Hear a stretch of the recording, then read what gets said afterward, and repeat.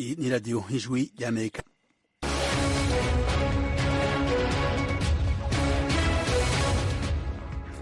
radiyo ijwi ry'Amerika isamanira i Washington ndetse mu Kirundi mu Kinyarwanda. muri neza nshuti mwese duteramanye muri kumwe na Frederica Undikije. mu Burundi twumvikanira ku mirongo migufi ya shortwave ku metero 19 no ku metero 22. mu Rwanda turi kuri FM 104.3 y'ijwi ry'Amerika. ikaze makuru yacu yo kuri isaha. Kuri uyu wa kabiri mu karere ka Rubavu mu burengero bw'u Rwanda niho habereye ibikorwa byo guhimbaza umunsi wo kwikukira ku nshuro ya 61 no kwibohora ku nshuro ya 29. Aya mateka twibuka ku itariki enye Nyakanga yanditswe mu maraso abantu barayaviriye, ntabwo yaza ngo asibwe n'amateka yanditse n'ikaramu. Uyo ni perezida w'u Rwanda Paul Kagame. Independence ishobora kuba wenda itarabaye nk'uko Kagame we abitekereza cyangwa se kuba mu bihe biragomba kuba, ariko twebwe twari igihugu independence twarayishimye cyane. Uyu nawe ni Faustin Twagiramungu, yigeze kuba umushikiranganji wa mbere w'u Rwanda, n'umwe mu bantu bakurikiranye ibirori by'umunsi wo kwikukira w'u Rwanda itariki ya mbere y'ukwezi kw'indwi mu 1962. Uburundi bwarikuye mu bikorwa vy'inama igira 138 ya komite y'agatekakazi muntu ya ONU iriko ibera i Geneve mu Suisse. Perezida wa Senegal Macky Sall yaratangaje ko atazosubira kwitoza mu kibanza c'umukuru w'igihugu mu kindi kiringo. Aya makuru havugwa hirya no hino kw'isi, ni mu kanya ntihagire aho muja.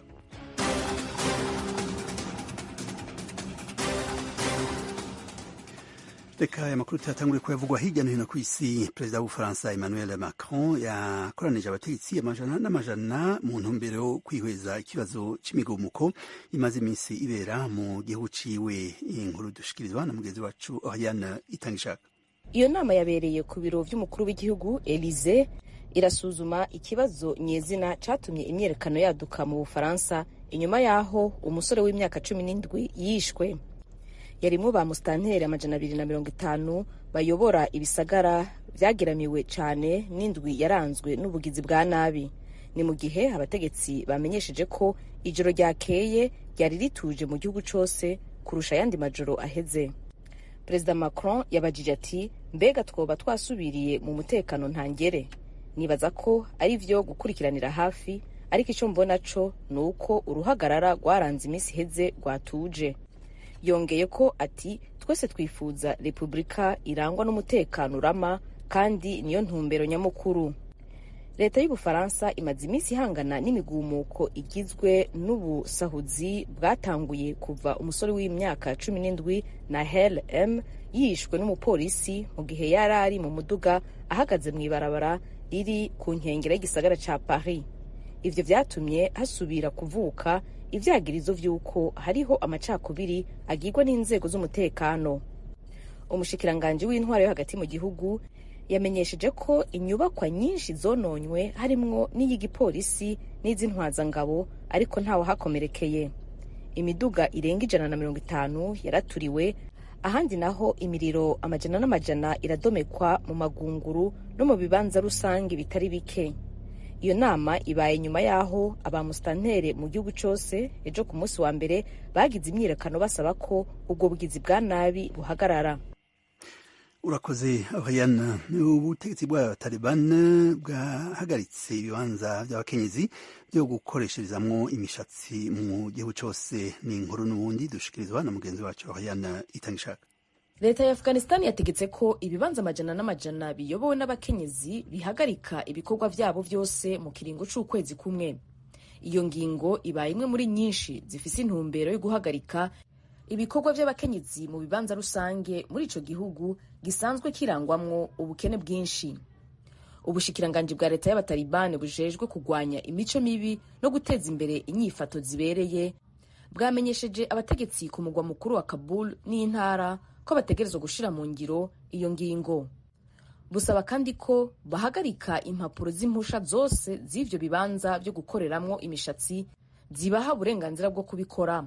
ubwo bushikiranganji bumenyesha ko iyo ngingo yavuye mu itegeko ryasohowe n'umukuru w'igihugu Hibakula Akundaza.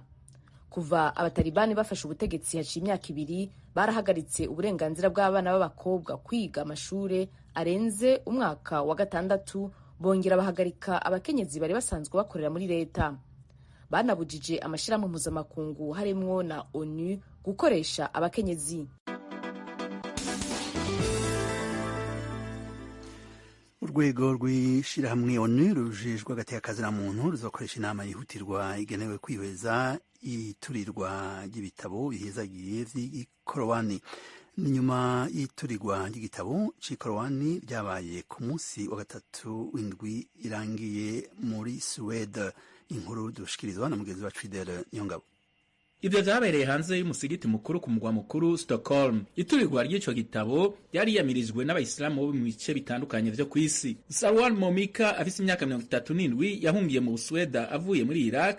Haraheze imyaka itari mike yarahonyanze ico gitabo gihezagiye c'ikorowani araturira impapuro zitari nke zaco. Hari mu gihe abayisilamu bo mu bice bitandukanye vyo kw'isi bariko bahimbaza umunsi mukuru wa Eid al-Adha warangiza urugendo mu kibanza gihezagiye ku bayisilamu ca Mecca muri Arabia Saudite. Urwego rwa ONU rujejwe agateka ka muntu rufise icicaro i Geneve mu Busuwisi ruriko ruragira inama muri iki gihe gushika ku itariki 14 y'uku kwezi kw'indwi ruzohindura ibibazo ruriko rurihweza kugira ruganire vyihutirwa ivyerekeye iturirwa ry'ibitabo bihezagiye vy'ikorowani rubisabwe n'igihugu ca Pakistan. Ico gihugu caserukiye ibihugu bitari bike bigize ishirahamwe ryo gufashanya ry'ibihugu vy'abayisilamu birimwo ibigize urwego rwa ONU rujejwe agateka ka muntu. Kwihweza vyihutirwa ikibazo c'iturirwa ry'ibitabo bihezagiye vy'ikorowani bisa n'ibizoba muri iyi ndwi ku munsi n'itariki bikirindiriye gutangazwa n'ibiro vy'urwego rwa ONU rujejwe agateka ka muntu vyakoranye uno munsi.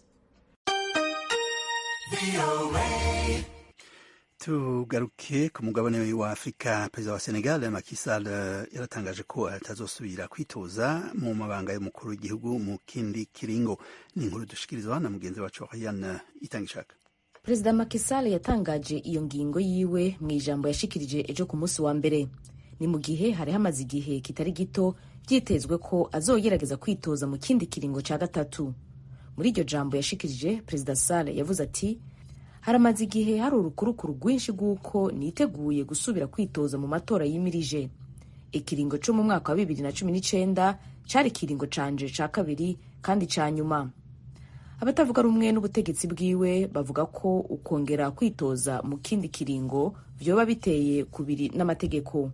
Urukurukuru rw'uko Macky Sall yogerageje kwitoza mu kindi kiringo c'umukuru w'igihugu rwaratumye haduka uruhagarara mu gihugu kuva mu mwaka wa 2021. Abantu batari bake barahasize ubuzima. Ivyo vyaratumye igihugu ca Senegal kitakibonwa nk'igitekanye mu karere. Perezida Sall yongeye avuga ati: ingingo mfashe yo kudasubira kwitoza mu matora yimirije narayicariye ndayiyumvira neza. Abakuru b'ibihugu mu karere barashimiye ingingo yiwe. Abo barimwo Perezida wa Niger Mohamed Bazoum, uwa Guinea Bissau Umaro Sisoko Embalo hamwe n'umunyamabanga mukuru w'ubumwe bwa Afrika Musa Faki Mahamat. Mu kigwati kibamwo abantu batunze kirimwo icicaro gikuru c'umugambwe wa Perezida Sall, ejo ku munsi wa mbere abanyanyu bawo ntibabona ibintu kumwe. Bamwe muri bo baramushimiye, abandi bagira umubabaro watumye barira.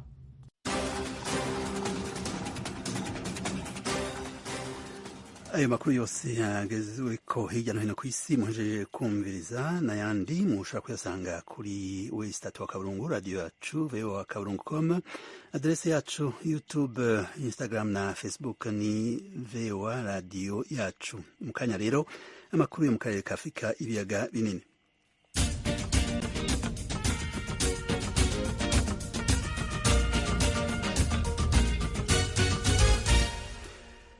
Amakuru tangurire ku Rwanda. Kuri uyu wa kabiri mu karere ka Rubavu mu burengero bw'u Rwanda niho habereye ibikorwa byo guhimbaza umunsi wo kwikukira ku nshuro ya 61 no kwibohora ku nshuro ya 29. Gloria Tuyishime yari yahatubereye.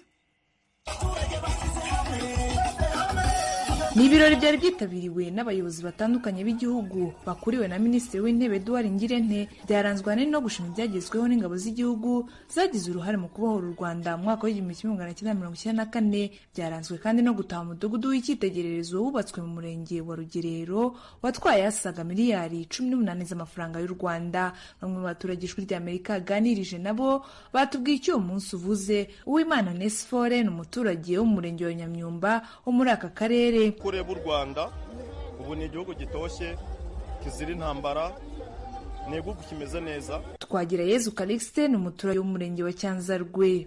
Mamaze kubona ko igihugu cyari kigeze ahaga, biyemeza kubohora igihugu, biyemeza kubasiga ubuzima kugira ngo babohore abanyarwanda. Ijwi ry'Amerika nyarukiye ahubatse umudugudu w'icyitegererezo, ariwo mpamvu nyamukuru yasobanuwe yo kwizihiriza uyu munsi mu karere ka Rubavu. Twasanze imwe mu miryango imaze gutuzwa, Nzagibwami Hussein, tumusanze iwe n'umuryango we w'umugore n'abana babiri. None waraye haje ubundi waraye hariya, ukabona umwaka urashize urangije imyaka 5 nta nzu umara n'amezi 6.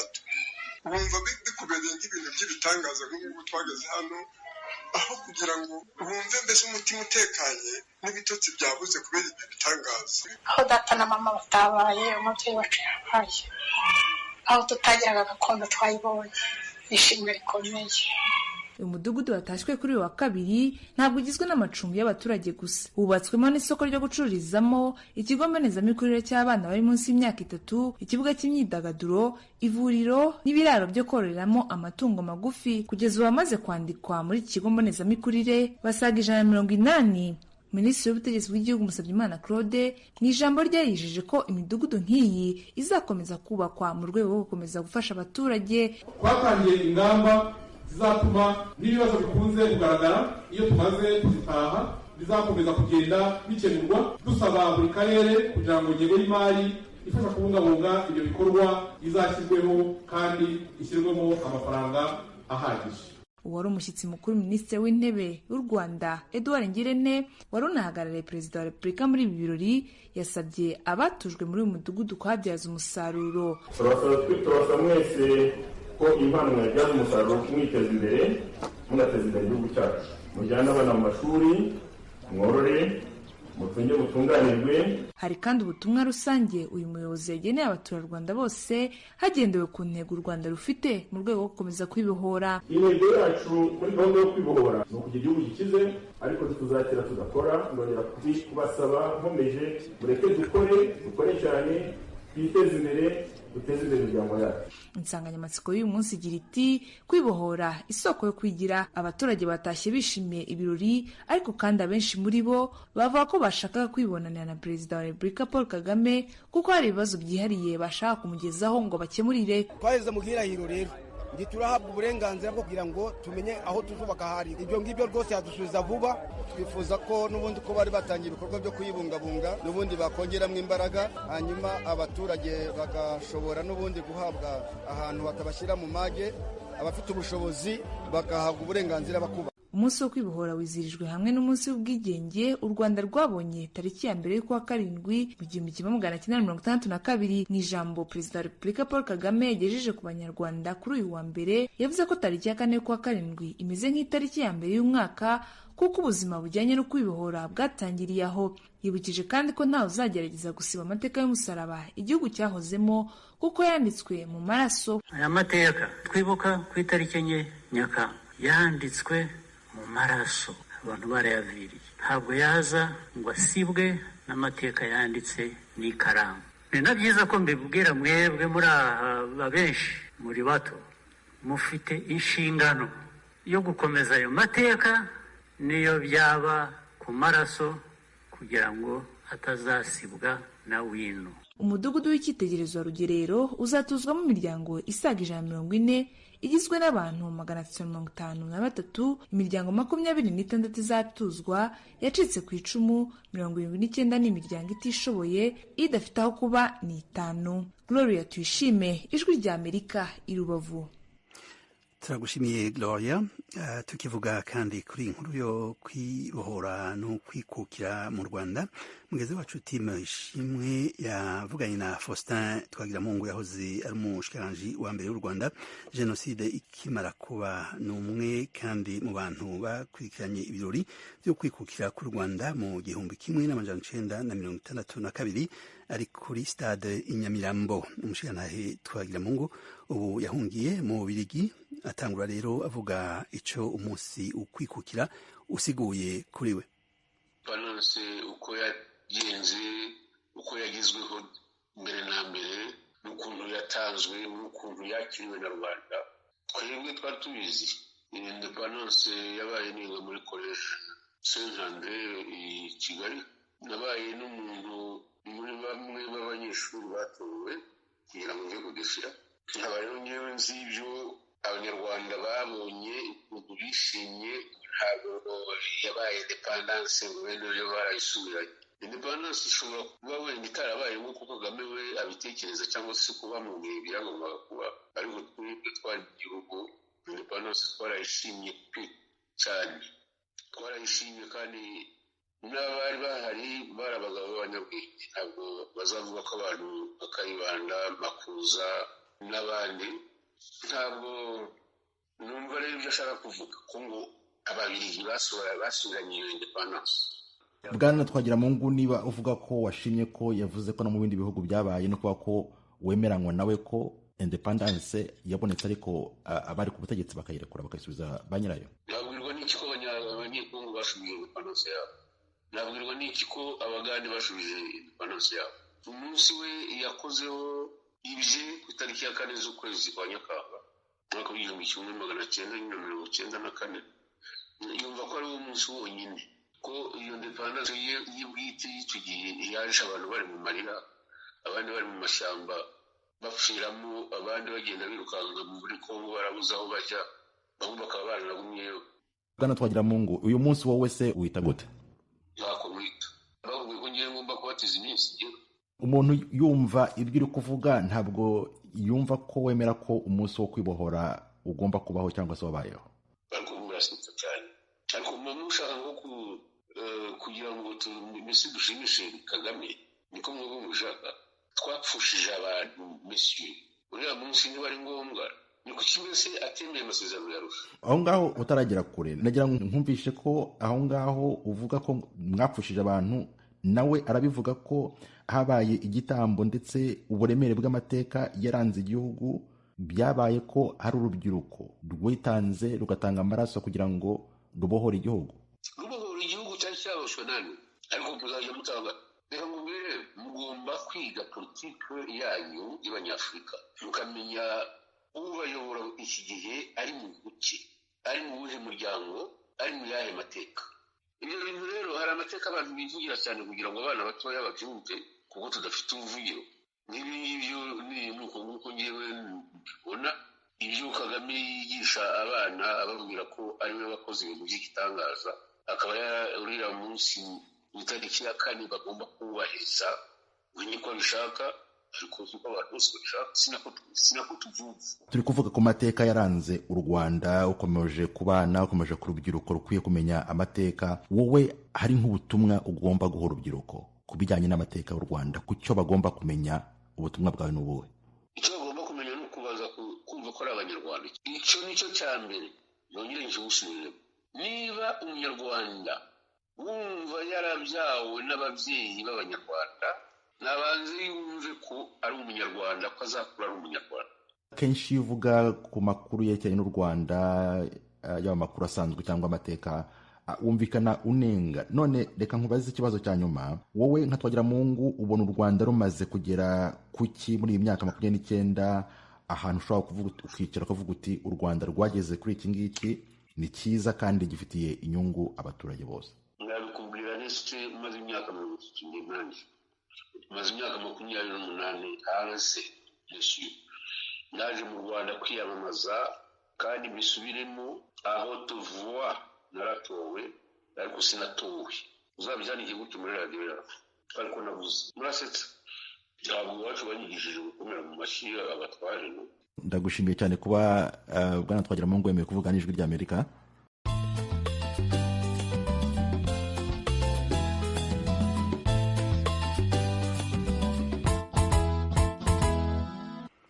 Burundi bwarikuye mu bikorwa by'inama igira 138 ya komite y'agatekakazi na muntu ya ONU iriko ibera i Geneve mu Suisse.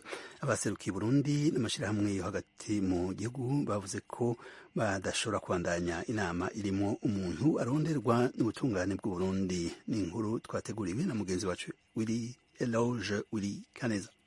Iyo nama igira 138 ivuga ku bibazo vy'agateka kazina muntu irikibera i Geneve mu Busuwisi kuva kuri uyu wa mbere, bitekanijwe kwisozerwa kuri uyu wa kabiri. Mu itangazo ubushikiranganji bujejwe agateka kazina muntu bwasohoye, ijwi rya Amerika rifitiye kopi leta y'u Burundi yatangaje ko yisokoye mu bikorwa vy'iyo nama. Rivuga ko leta idashobora kwihanganira kubona abantu biyita abahanira agateka kazina muntu bakorera hanze y'igihugu bari muri ivyo bikorwa, kandi vy'ukuri ari abagizi ba nabi baciriwe imanza n'ubutungane bw'u Burundi. Urwo rwandiko runavuga ko urutonde rw'abo bantu leta y'u Burundi itifuza kubona yaruhaye komite ya ONU ijejwe agateka kazina muntu imbere y'uko inama itangura.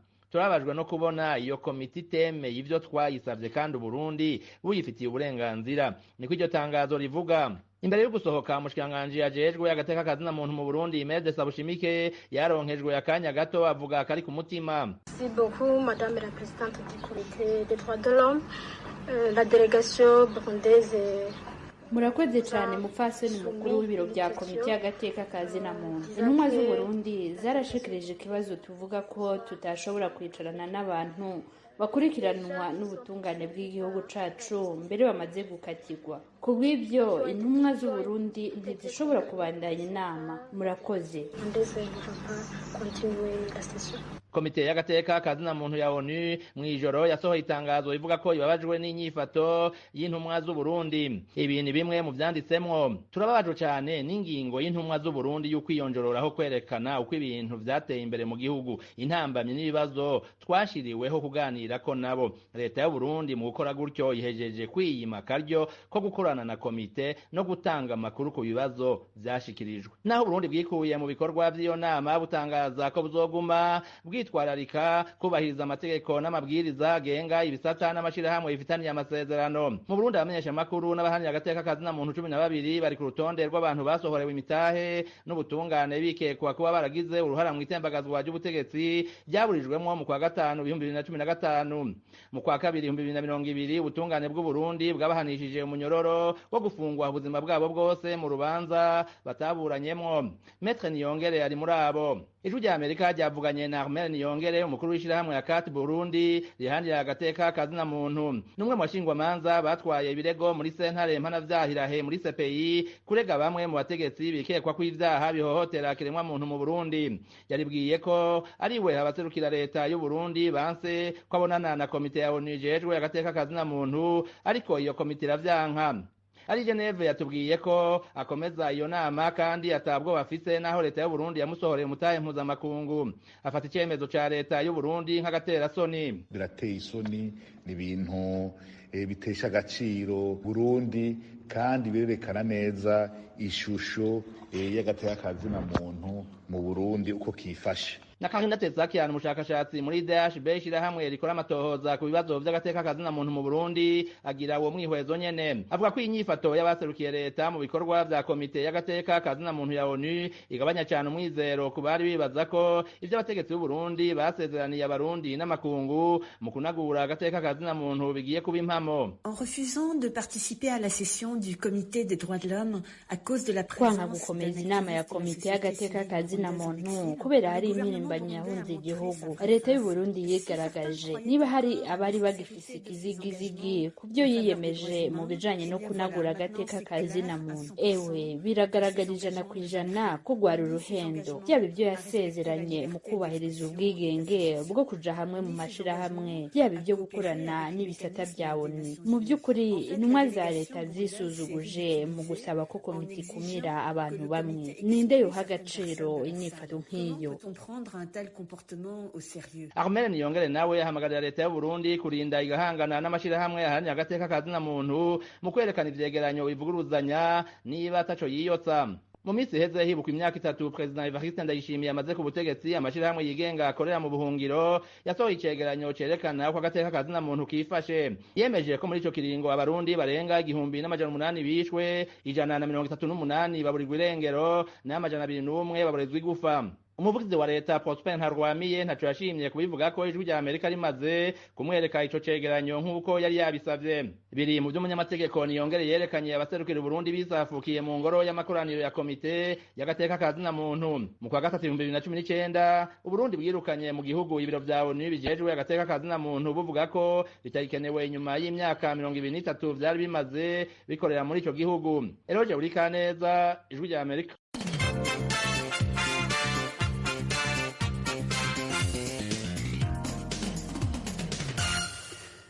Dukubitire muri Repubulika ya Demokarasi ya Kongo aho umushikiranganji w'intwaro hagati n'umutekano mu ntara ya Kivu yo mu manuko Albert Musambya mu rugendo yagiriye mu kampi ya Rusenda iri mu buseruko bw'ico gihugu yabwiye impunzi z'abarundi ko abatetsi bagiye gutora inyishu bimwe mu bibazo bizigeramiye birimo n'ikibazo cy'umutekano muke. Ni inkuru twateguriwe na mugenzi wacu Vedaste Ngabo ari i Buvira. Ministre Albert Labani Musambya wasuye inkambi ya Rusenda irimo impunzi z'abarundi zirenga 26,000 yaraherekejwe n'umuyobozi wa teritwari ya Fizi ndetse n'inzego zishinzwe umutekano zikorera muri sekiteri ya Tanganyika. Muri uru rugendo yagiranye ibiganiro n'abaserukira impunzi byibanza ahanini kuri bimwe mu bibazo biziraje inshinga nk'uko bitangazwa na Ilanze Olivier userukira abarundi bo mu Rusenda. Yaraje gukurikirana kuraba neza ibibazo impunzi sanzwe zifise mu nkambi ndetse no mu micungararo yaho. Rero kuri ivyo twagerageje kwerekana yuko mu nkambi by'ukuri hariho ibibazo bitandukanye bifatiye ku mutekano muke, abarefugee batakironka umwanya wo korora, baca bicwa, abandi bakangazwa, bafise n'uburo bwabaye, bafise ibyabaye, ndetse tubashikiza ibijanye niteba gifasha bitandukanye hamwe n'ibyapamu n'ibindi. Ministre Albert Musambya wasuye inkamba avuye mu mujyi wa Bukavu yavuze yuko intego nyamukuru yamuzanye ari yo kumva bimwe mu bibazo byugarije impunzi zo mu Rusenda ndetse no kureba uburyo byakemuka. Turavugana n'abayobozi ba gisirikare n'abapolisi mu rwego rwo kurindira inkamba umutekano. Twatangiye kuvugana n'abayobozi ba gisirikare muri Uvira, Mboko no Baraka kugira ngo barebe uburyo barushaho kurindira inkambi zombi umutekano. Zimwe mu mpunzi zari zisanzwe zibasirwa n'imitwe y'abamayimayi yita Bazalendo zirashima uburyo uyu mutegetsi yasabye igisirikare cya leta kujya gukorera mu nkengero z'inkambi kuko ari wakunze kuba abagizi ba nabi baba bitwaje ibigwanisho. Kuko uravye nk'abo Bazalendo cyane cyane nibo baza batwononera imirima. Ugira ugende ari ugiye mu ndimo usanga ubujumu bwawe cyangwa ubwimbati bwawe arimye usange baburanduye. Nizo rengarenga uziteyeho hoho ni wabo usanga zose baziranduye bazijyanye. Nico naco nye twagishimiye ko kuko azoba dufashije ikintu kinini cyane ku bibazo aborozi b'impunzi mu Rusenda bagenda bahura nabyo. Nukuri yagerageze kukivuga ko asaba ko abene igihugu bogerageza kubana neza n'impunzi kugira ngo bakureho ibi byo kubishyira amacakubiri hagati y'impunzi, twese tukabana turi bamwe. Usibye iki kibazo cy'umutekano muke cyatinzweho n'ikibazo cyo gutinda guhabwa ibifungurwa ku mpunzi nacyo cyagarutsweho, aho abarundi bo muri inkambi bifuza yuko nacyo cyakemuka. Impunzi zo mu Rusenda zivuga yuko ishami rya Loni ryita ku biribwa rya PAM riheruka kuziheza amafaranga yo kugura ibifungurwa mu ntangiriro z'ukwezi kwa kane. Kuva twinjiye inkambi ikibazo cyo gupokera ze ku ruhande rwanjye novuga nta murongo kirafata, ukubera barazana bakaza bamwe no munsi ngo turarongera amafaranga ngo umuntu azopokera 250 ugapokera uwo munsi ukanezererwa ukabyemera, hama ugasanga haraheze amezi 3, amezi 2, amezi 4 ivyo bintu atabyirose. Ukasubona rero menga ivyo bintu bavuze ntibiri mu ngiro. Rero ikintu leta yari ikwiye gukora nuko byo babike byo babyiza igategezwa kubisira mu ngiro muri ivyo biko kwezi guheze umuntu akabibona. Muga mu mezi 3 usanga ubusuma buze, ibindi vyiyumviro bitandukanye bize, kuko inzara nimba usanga ikoresha amakosa umuntu. Ministre Albert Musambya yabwiza impunzi ko ibibazo byo gutinda guhabwa ibifungurwa azabigeza ku mashiramwe abishinzwe. Imibare itangwa na ASR na Komisiyo y'Igihugu ishinzwe impunzi yerekana yuko muri Repubulika ya Demokarasi ya Kongo abarirwa impunzi z'abarundi zirenga 43,000. Vedaste Ngabo, ijwi rya Amerika, Uvira. urakoze Vedaste, turabashimiye namwe inshuti mwese mwaduteze amatwi. Ibiganiro byo kuri saha rero bigaruke ngaha, turabifurije amahoro n'ijoro ryiza aho muri hose.